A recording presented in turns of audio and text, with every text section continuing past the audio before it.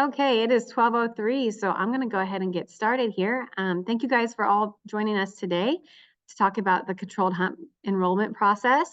My name is Casey Harriet. I am the R3 coordinator for the state of Oklahoma and National Wild Turkey Federation. R3 stands for recruitment, retention, and reactivation. So essentially, I help to create programs and initiatives that increases hunting participation here in Oklahoma.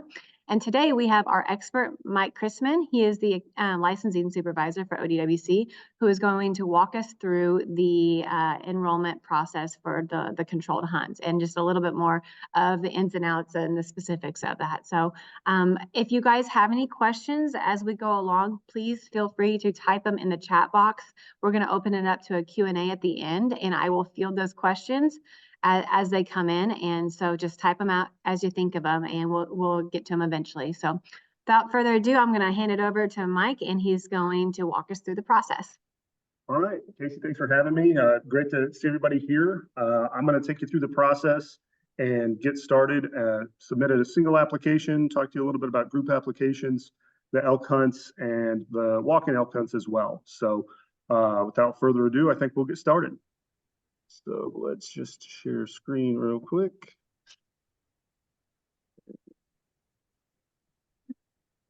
Is it that tab right there? Oh, that's my incognito tab. Maybe this one. I'll just switch to.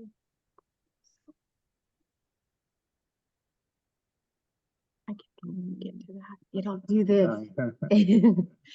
Minimize it real fast. There we go. Okay, folks, now we're rolling. All right, so all of the controlled hunt applications are submitted through our Go Outdoors Oklahoma system. We try to make that a single system where you can buy licenses, register for events such as these, and apply for the controlled hunts. So we try to keep that under one hood. We'll go through the process. The first thing you'll want to do is log into your customer account. You can get here by going to gooutdoorsoklahoma.com or license.gooutdoorsoklahoma.com. You can also apply using the mobile app. We're going to be using a desktop browser today. So it's going to ask you to log into your customer account. Once you've entered that information, it'll ask you to make sure everything's correct in case anything needs to be edited. Click on certify. All right. And then this tile right up on the right side is where you apply for controlled hunts. Now, down at the bottom here, we'll come back to this, but I want you to kind of keep an eye on this tab right here that says Controlled Hunt Applications and Awards. This is going to be where your applications are listed after you check out and apply. You can also find previous results there as well. So we'll keep an eye on that. We'll go through and submit an application, and then I'll show you how this pops up there. So for the first application we're going to submit, you'll click on Controlled Hunts. And right here should provide you with all of the categories, starting with antelope, then deer, elk, and turkey. Now this is going to be age specific. So if you're applying for kids, you want to keep in mind that they'll need to apply through their own customer account. The youth hunts, you have to be a maximum of 15 or younger on the day of the hunt. So keep that in mind when you're wanting to submit applications for youth. And then for the adult category, which is this category here, the minimum age is 14, although some hunts will have minimum ages that are different. One example is Wichita Mountains. That has a minimum age of 18. And information on specific hunts and those age ranges and party sizes can be found at wildlifedepartment.com. Under hunting, click on controlled hunts. That's where the website lists. We have a PDF of all those hunts that are available. So we will look here and we'll just try to submit an application for antelope here. If you select on this, it's going to turn blue. You'll scroll down and click next. And so give you a couple of different options. So antelope is a single person application. So you can apply as a group in the antelope category. So you'll have an option to either apply as an individual or apply for points only. Common question we get is, I can't make it this year. Can I still submit an application, get a preference point, and just not be drawn? Absolutely. You would select apply for points only, and then continue on by clicking next and proceed to checkout. You pay your application fee. Your application would be listed in your customer account as a points only application, and it would simply apply as a point preference point when we do the draw. So, but in this case, we're going to apply as an individual. We'll go ahead and click next.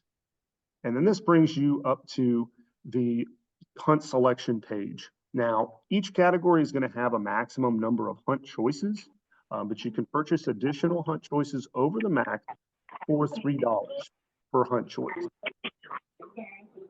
And we might have to ask you guys to mute yourself. We're getting some background here. Maybe we can try to mute you too, but if you can mute, that'd be very helpful.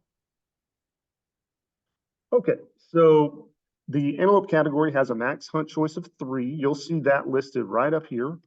And then as I select hunt choices, you're going to notice these priority orders on the right side here. So for Cimarron County, for example, I'm going to put this as my top choice. And then Texas County, either sex, I'll make that my second. And then we'll throw in the Cimarron doe only for the third choice. Now, if I wanted to go ahead and complete the category, I can select Texas doe only right here.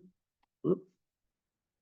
And then once I select that as fourth, you'll notice on the right side, a column will appear saying that that is a $3 additional choice because you selected a fourth hunt. So we'll go ahead and unselect that there.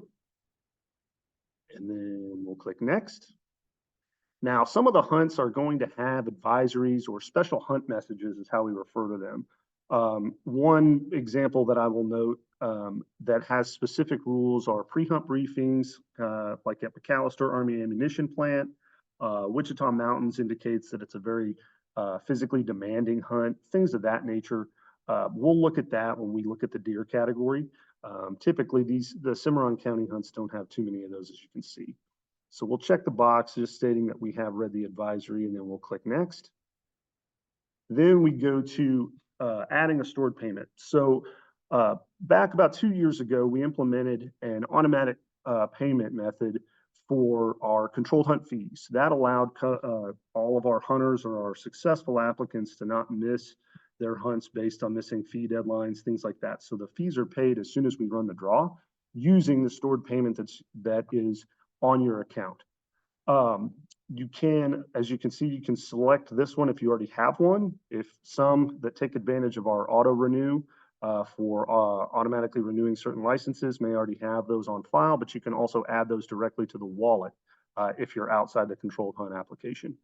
You can select with a stored payment that already exists, or if you need to add a new card, you can add one by clicking this button.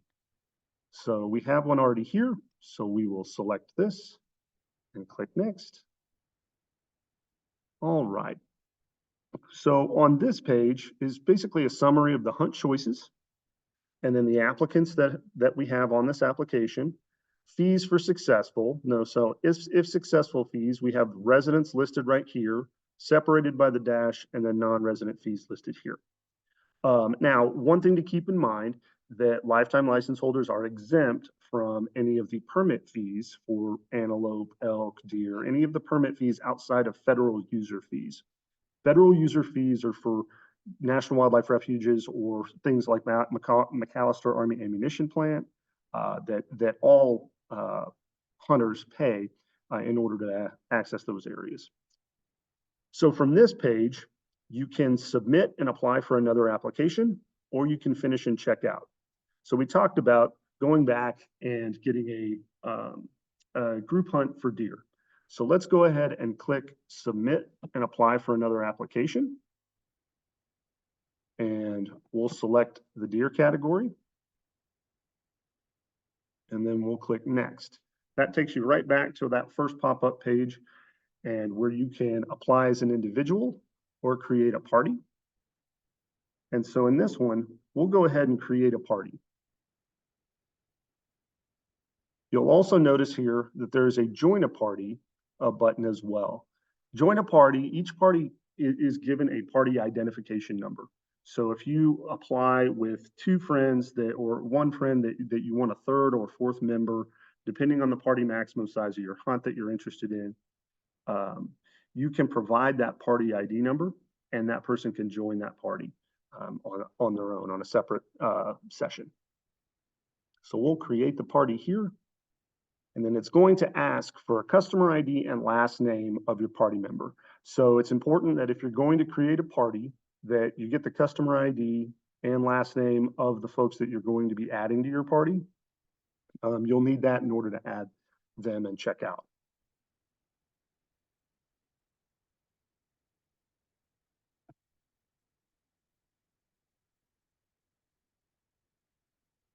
So you'll type in the customer ID, last name, and then click add. You'll see the individual down there. Then you will click next. You can also add more members. The categories, as you can see, have a group member maximum. So it will tell you and reduce the number of additional members you can add as you add people to your list. You'll click next. What is that total? 4? Okay. Yep, that's a good question. The elk applications, which we'll get into in a minute, the elk hunts, some of them are individual, but the walk-in elk hunts allow a maximum of 2 hunters. Antelope is a single person category. Deer, different hunts will allow different party sizes, but the category as a whole, the majority of the hunts have a max of 4. And then you will get into your hunt selection screen, which, as we can see here, the choice max amount is different. For deer, it's 5. We saw for antelope, it was 3. And so we will select our hunts in the order that we wish. So we'll choose those. Just go down the list. Actually, I'm going to go ahead and scroll down a little bit so you can see some of these. So you can see the message that I was talking about from McAllister. Yeah. So we'll choose our priority orders. As you can see, you could, in theory, apply for this many hunts, but here.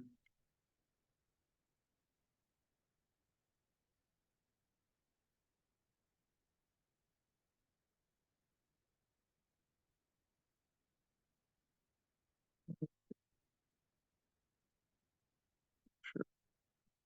I was losing count, so. There we go. Okay, so after you finish selecting your deer hunts, keep in mind we've got the hunt number, the hunt name, the date, the date of everything here, and the checkbox to select it. So you'll scroll all the way down. You'll click next. All right. So these are the hunt selections that that you've selected along with any special hunt messages. So for example, for Atoka, there's a rule that's saying the hunt begins Friday after a meeting held at 11. No shows will not be filled, permit holders only. You'll check to state that you've read that. And then this is what I'm talking about with the McAllister information here. You're required to report 10 a.m. Thursday before the hunt for a briefing, no compound bows or crossbows, and then a federal user fee is required to participate in the hunt. So that's just kind of an example of how different those messages can be. They can vary by the hunt, or like the Cherokee hunt, there's no message to basically acknowledge that you've read. Once you select those, you'll click next. And so for the stored payment method defaults to the party leader. So the person submitting the application with party members, that will default to their stored payment method. However, group members can add their stored payment method after the fact. You can go onto your customer account. So the person that I added can update the stored payment method in their wallet on their customer account, and the automatic fee payments when we do the draw will be on that card rather than all on the team member. We see it a number of different ways people do that, or they coordinate with each other and handle their fees in their own way. So select that card. And then this again brings you up to your hunts that were selected. These are your party members. This little icon right here indicates that this is the party leader. And then we'll go ahead and finish and check out. And we're also offering chances to win in our Outdoor Oklahoma Adventure Series. So this one indicates a chance to purchase a ticket for a lifetime combo, but that's an optional item. You can also add that to your cart. We'll click continue to check out. And so you can see here, one Antelope application. Obviously, these names will differ. They will not both be test resident, but that's the same. Going to put it in the. We'll go ahead and check out here. Might mute yourself. We're hearing talking in the background. And then click through this speed bump for the hard card. And then this gets you to the checkout page. So you can see the $10 application fee for both individuals that have not submitted an application. And then any additional applications, you're exempt from the application fee. You pay the $10 one time. And then the stored payment method should already be applied here. And then we'll enter that CVV there.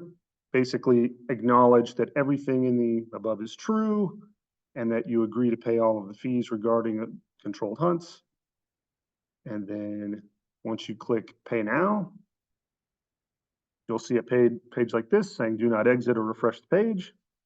And then you'll see a big picture indicating our merchandise is available, but also a transaction confirmation. At this point, this right here is the number that you're looking for. This is a transaction ID number. This is a reference number. Should you have questions or you need to refer to anything regarding these applications that were submitted, you can refer to it by transaction number. This also as well, your hunt party number in green right there. That indicates the party number for these deer applications. That will also be emailed to you. And your email address that's listed on file, make sure that is a valid email address. Make sure to check both inbox and spam, just in case. But you should get an email address an email from Go Outdoors Oklahoma indicating a controlled hunt application submission. At that point, you can, if you decide to go back, you can click home. And this will take you back to your main account page. And you should see those. If you click on controlled hunt applications and awards, you'll see those right there. You can edit your application. You can print your application. You can look at more information on your application as well. It has the submission date, has your status. And then when we do the draw, any awarded permits will be in this column right here. So that is the group application and the single application. Did want to talk a little bit about the elk hunts since we're logged in and we've submitted an application. If people typically submit for those first, or they do it all in one go for all the categories that they're eligible. But if you wanted to submit an elk application, you could click on elk and then click next. And this is where the decision really happens for most people, because the walk-in hunts that don't provide any refuge assistance, you basically park and walk into the areas, those allow up to 2 hunters and 2 non-hunting partners. So it's not a party of 4, it would be a party of up to 2, and then you can bring non-hunters with you. Each hunter would bring 1. The reason is to help pack out. Correct. Yep, that's right. Because there's no refuge assistance, you're in charge of basically parking, hunting, and then handling all pack out and getting all that assistance yourself. So one of the things that's important to note is that you can only apply for one application per person per category. So some of the elk hunts are individual only.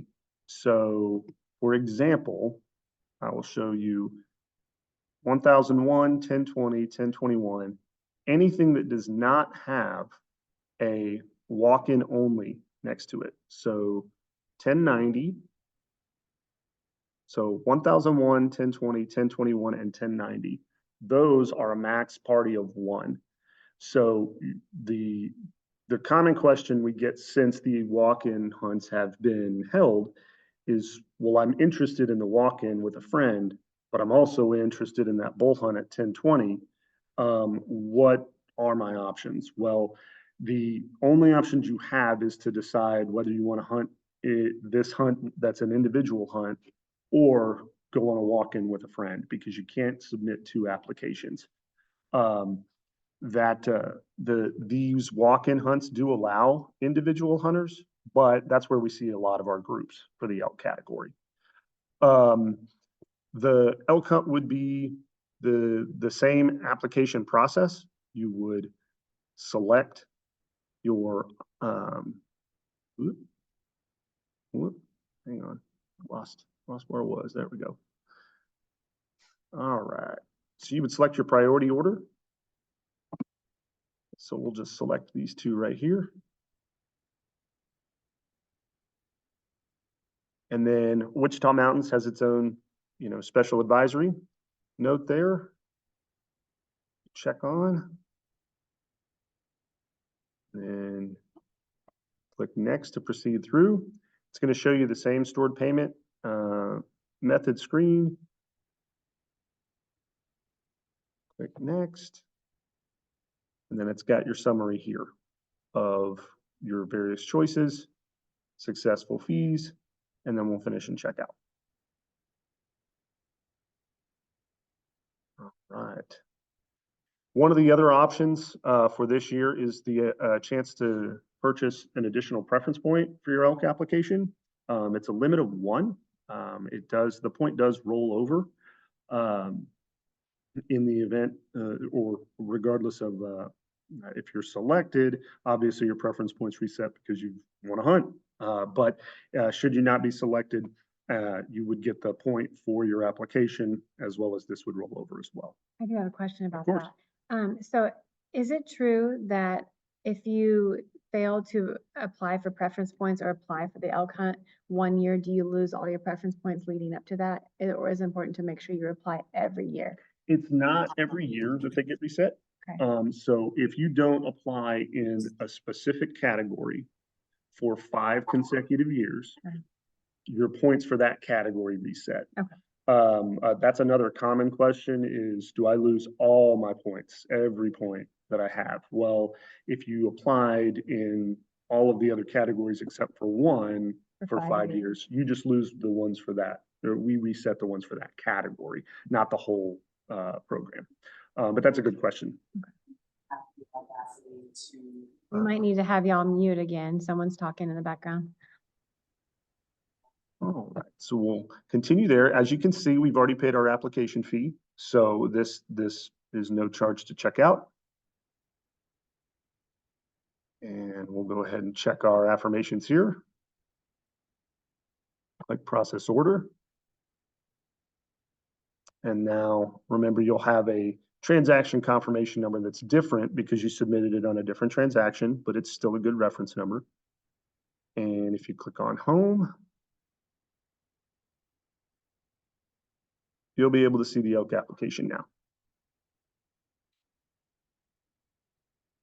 And from an application standpoint, that should be all. One thing that people do also look at is purchasing point guard.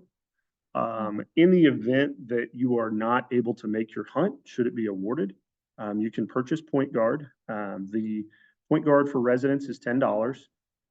And you purchase it once. It's for all categories. It applies there for any categories. And then for non-residents, it's $50. And you can get that. That was in one of the cross sells, the pop-up boxes right before you check out. But anytime during the application process, as long as you've submitted an application, you can go to the purchase license section here. And then the point guard will be available right there. So you'll see point guard resident and then elk preference point and antelope preference point. Those will be available as long as you have submitted an application for elk or application for antelope or any controlled hunt application on the point guard. You'll see that there. And so you can check out just like you would purchasing a license of any kind. Did we talk about just applying for preference points only yet? I mentioned a little bit about that, but I can walk you through how to do that. So For if, example, I had to do this twice because I was pregnant and I knew I wasn't going to be, but it was a really awesome opportunity to keep getting those preference points and increasing my likelihood of getting drawn in the future. So for a reason like that, this is very great. yeah, so we'll practice that, show an example of it with the turkey application. Click next, select your category, and then click on apply for points only. When you click next, it'll take you straight to the finish and checkout. It skips the hunt selection, adds it to the cart. Do our check boxes here. Click process order. And you'll get another transaction confirmation. Just because it's a $0 transaction, it does not mean it doesn't have a confirmation number. So we'll click on home. And then you check here. You'll notice spring turkey shows as points only. So eligible obviously means that it is awaiting the draw.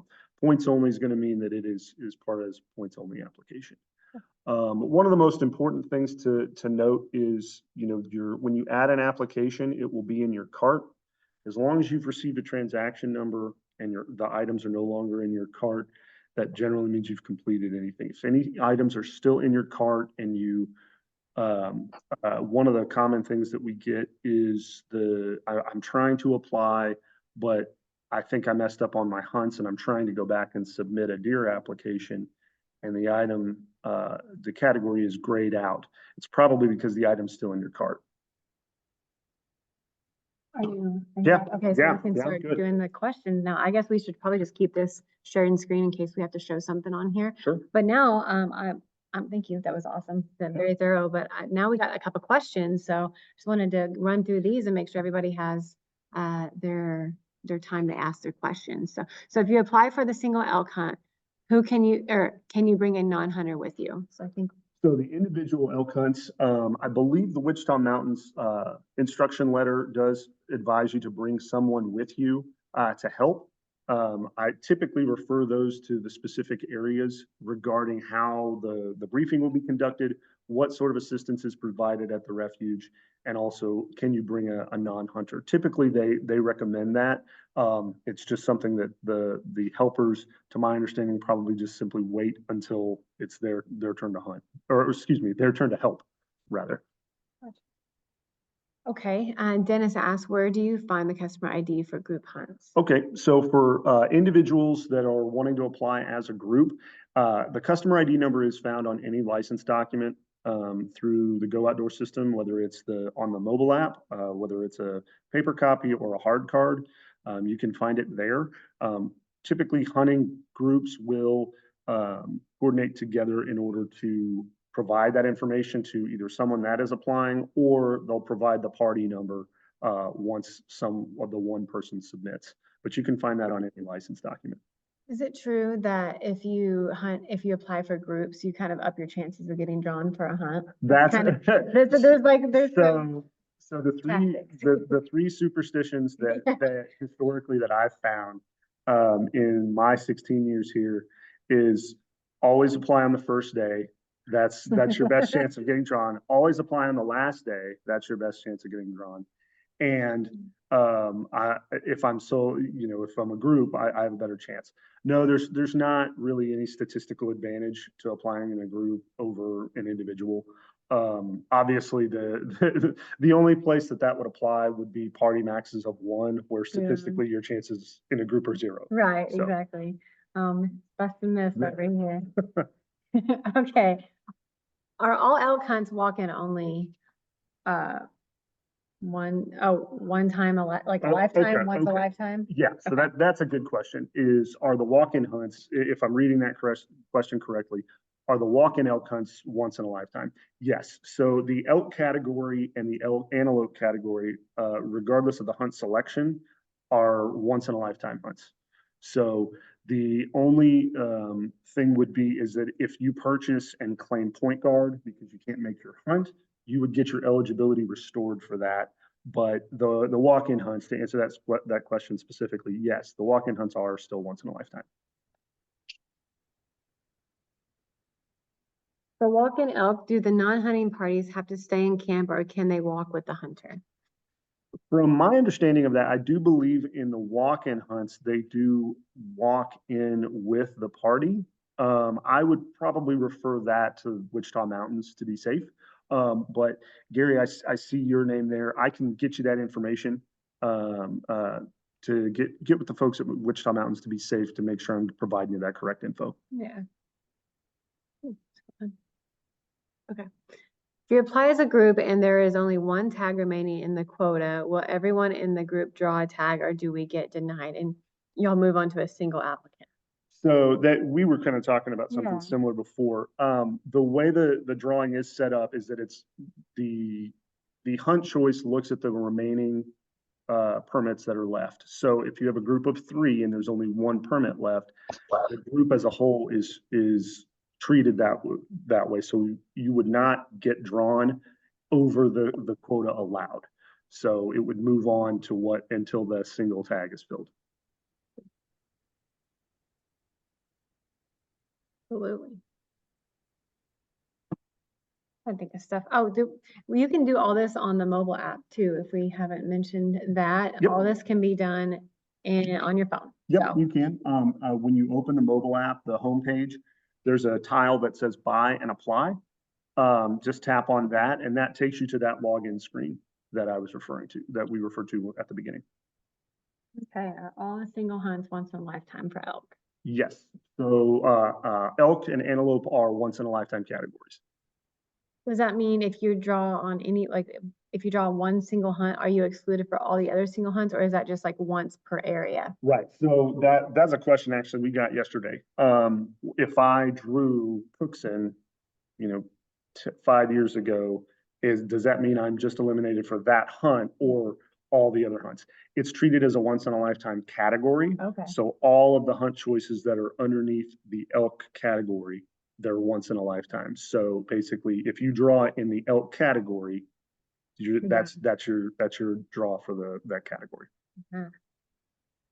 I don't know if I realized that. It's okay. Yeah, I mean, it's not super clear, like you would. Sure. Yeah. And that's all the more reason to keep applying and getting those preference points built up for that, because it is a once in a lifetime hunt. And sometimes people can be putting in for years and the one person puts in for the first time ever and get drawn. So there is no rhyme or reason. Right. We do hear that every year. It is a random draw. So the starting last year, the half of the elk permits were allocated to those that had 20 or more preference points. And then the remaining permits are for those under 20 preference points. But it is still a random draw that it could be your year no matter what. So we still encourage people to apply no matter how many points they have. I'm trying to think of anything. Trying to fill in any blanks that I had questions on, because this is kind of a learning experience for me as well. Sure.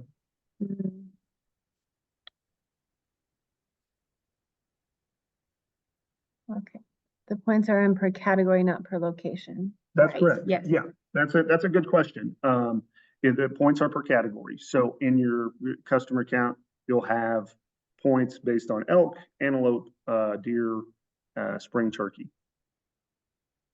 How do you find out how many points you have? That's a great question. If we could Yeah, share of course the I screen stopped again, I'll sharing. show you. No, that's okay. That's all right. There we go. Yeah. Okay. And so here, board. Now. Oh, my preference. Yeah. I'm used to the mobile app menu. So so under here, there will be a tab that says My Preference Points. This being a test account is probably not the ideal solution, but it's right here, right above your name. If you are on the mobile app, you'll just tap menu in the top right corner, and all these green buttons are basically in an accordion menu that expands out. So my preference points, you tap on it right there, and then those will be separated by category. So you'll see elk, antelope, deer, spring turkey, etc.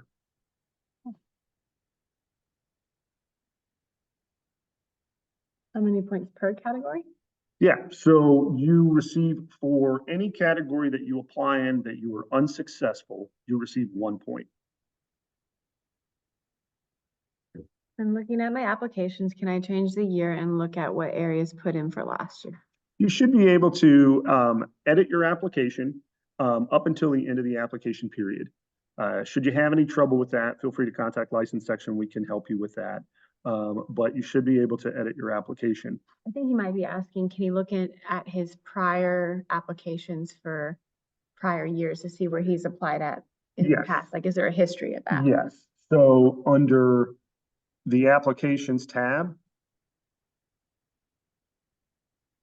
if that real quick, under here, there's a drop-down year menu. It's going to default to the current year, but it will go back all the way to 19. That's when we launched Go Outdoors Oklahoma.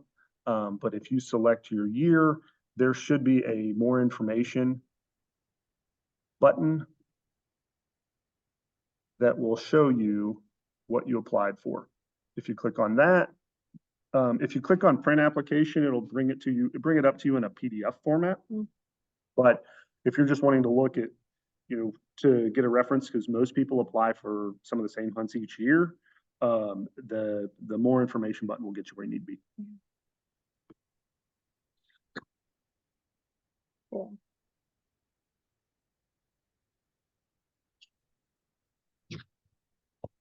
Oh, those are also really good questions. Yeah, absolutely.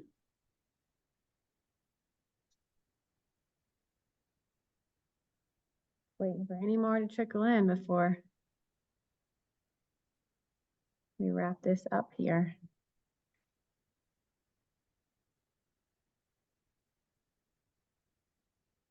I'm gonna have to, who all is gonna be enrolling right after this while it's fresh on the brain? Because I'm going to. Sure. Yeah. I I'll suggested. look to see for some familiar names. Yeah, it's open, so I'm ready to rock on this one. Is there any way to know the quota for each elk date? Yeah, so the specific permit numbers are listed on the category lists on our website. So go to wildlifedepartment.com, click on hunting. There will be a link that says controlled hunts. That will take you to our main controlled hunt page. There will be a button that says how to apply, and the categories will be listed, will be separated out. Has a James Collins WMA closed now for hunts? I don't have that information off the top, but I can certainly research it. James Collins, Brett Thompson. I believe so. That would also be a good thing to just call the biologist too, and we have access to those numbers on our website under the WMA specifically. So even a text message to them was probably a better way to reach them for quick answers like that too. Mm-hmm. So.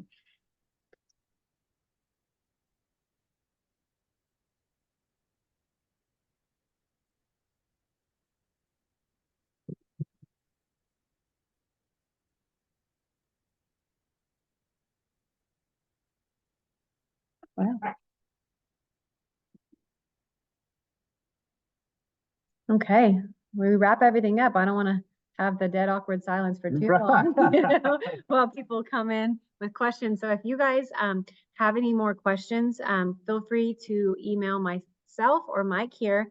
As usual, this is recorded and it takes a few days to get it uploaded onto YouTube. But if you go to our Outdoor Oklahoma YouTube channel and look under Learn to Hunt playlist, you will find this as well. And I will probably, since this is the first time we've ever done something like this is a pretty valuable recording, so we might be sending it out and an email here or there too.